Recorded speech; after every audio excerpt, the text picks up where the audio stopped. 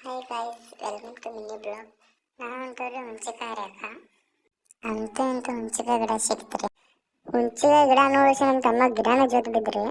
ಹುಂಚಿಕಾಯಿ ಮ್ಯಾಲ ಇದ್ದು ಅಂತ ನಮ್ಮ ತಮ್ಮ ಜೋತಾಡಕತ್ರಿ. ನಮ್ಮ ತಮ್ಮ ಜೋತಾಡ್ಲಿ ಅಂತ ನಾನು ಹುಂಚಿಕಾಯಿ ಹಾಸ್ಕತ್ತೀನ್ರಿ. ಎಲ್ಲಾರು ಅಂತ ಅಂದ್ರೆ ಗಾಯ ಮಾಡಕತ್ತೀರಿ. ಹುಂಚಿಕಾಯಿ ಆರ್ಸ್ಮ್ಯಾಗ ಗೊತ್ತಾತ್ರಿ ಪಿಶ್ವೆ ಇಲ್ರಿ.